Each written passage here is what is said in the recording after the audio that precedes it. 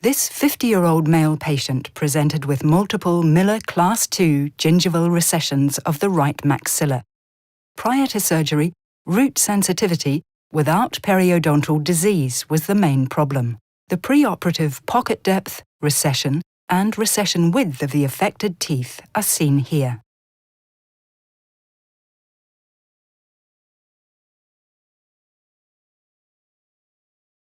The values were measured always mid-buccally. The surgical treatment plan for recession coverage in this patient aimed to achieve a complete coverage of the recession using the coronally advanced modified tunnel in combination with Geistlich Mucograft as an alternative to the standard connective tissue graft procedure. The Bernese instrument set from Stoma, designed for optimal tunnel preparation, is used for the surgery.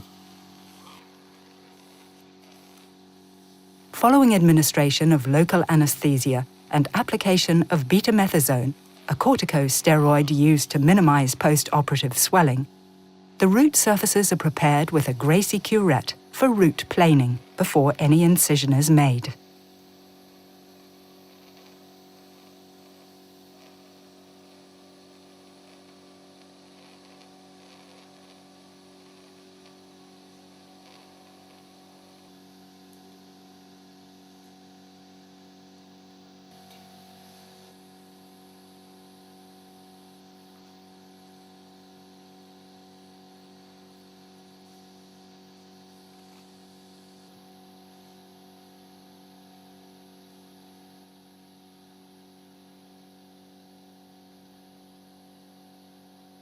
The mechanical treatment is terminated when the soft tooth structure is completely removed and the root surface feels hard. The gingival displacement is then measured using a periodontal probe.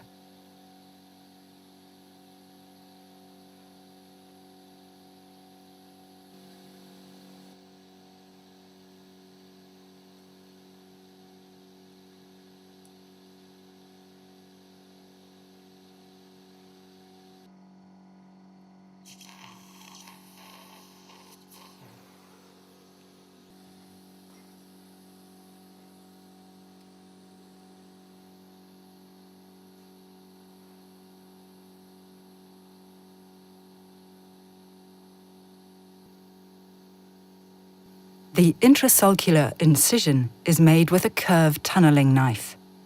The instrument is kept continuously in contact with the bony surface to avoid the risk of soft tissue perforation. The mucoperiosteal pouch is elevated just past the mucogingival junction.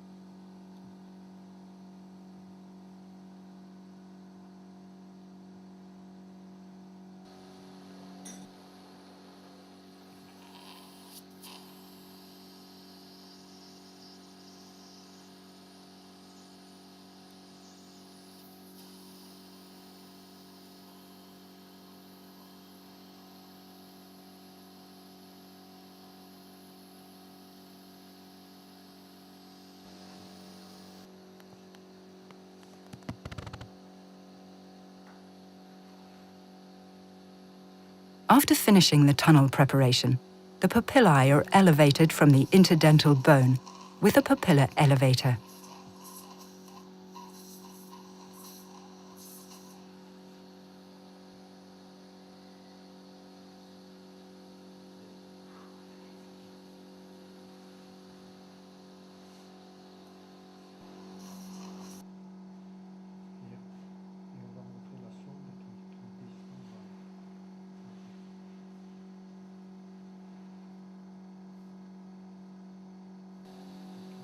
Again, a curved tunneling knife is used to finalize the tunnel preparation.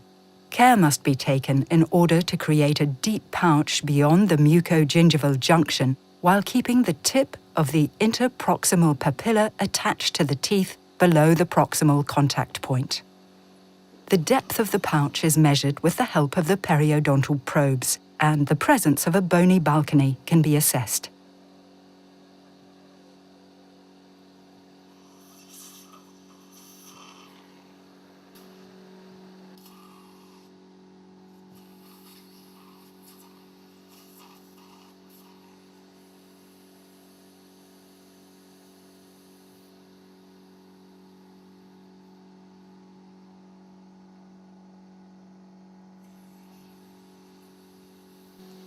a Gracie curette is used to mobilize and extend the pouch to avoid any tension in the subsequent coronal advancement.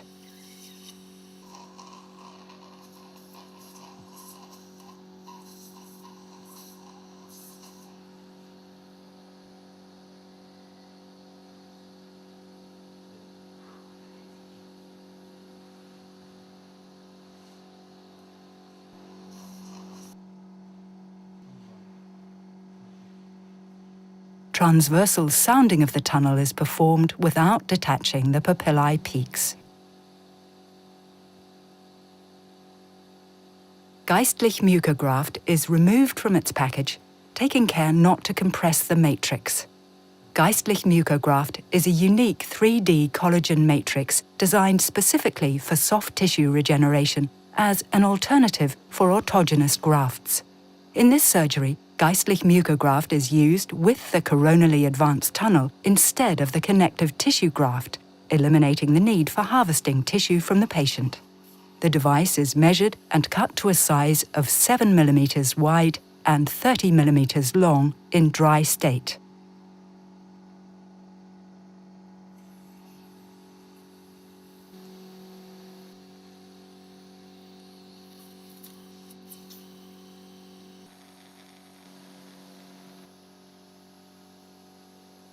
A 6-0 vicryl ethicon suture is used to introduce Geistlich Mucograft into the tunnel. The needle enters the papilla from the outside to the inside of the tunnelized flap and passes behind each papillae, exiting at the largest recession in tooth 2-6.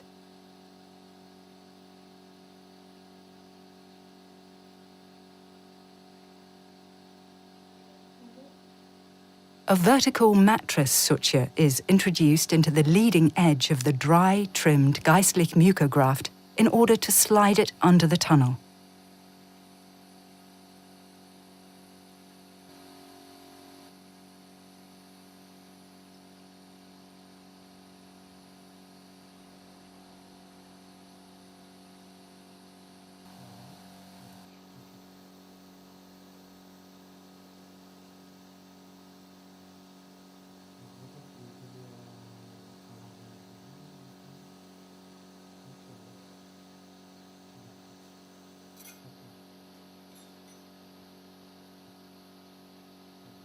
The needle passes through the tunnel behind each papilla back to tooth 2-4. The suture exits at the same level of the first stitch on the mesial aspect of the tunnel, but more apically.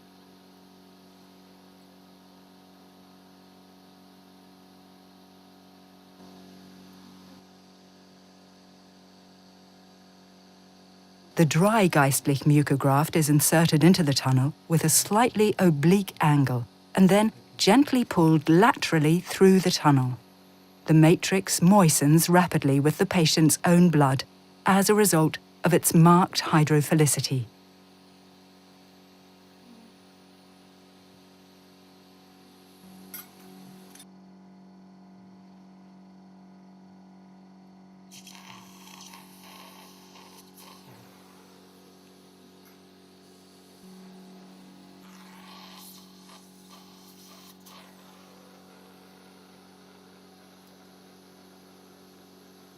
Geistlich Mucograft is then fixed to the elevated flap.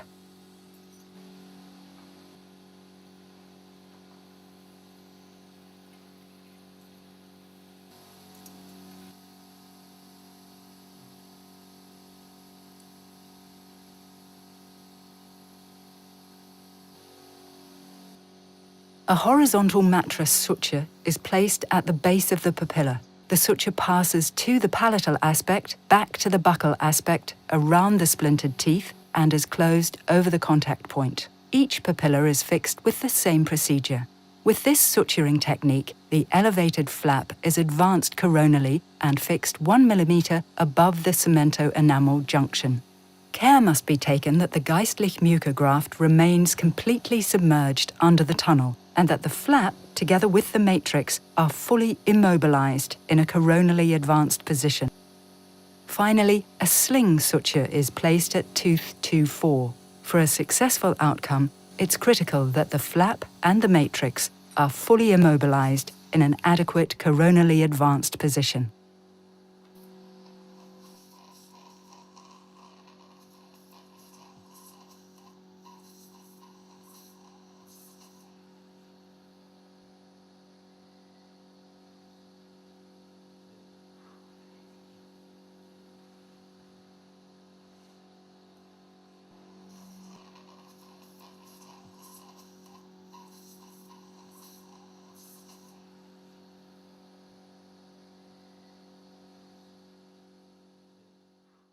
Recommended post-operative care management by Dr. Aroka. Suitable analgesia. Mouth rinsing with 0.2% chlorhexidine 2 times a day during 15 days post-op. No toothbrushing during 15 days post-op on the operated area. Brush teeth with a surgical toothbrush after 15 days post-op on the operated area. Before surgery, 15 days after surgery, uneventful healing. 7 months after surgery, complete recession coverage.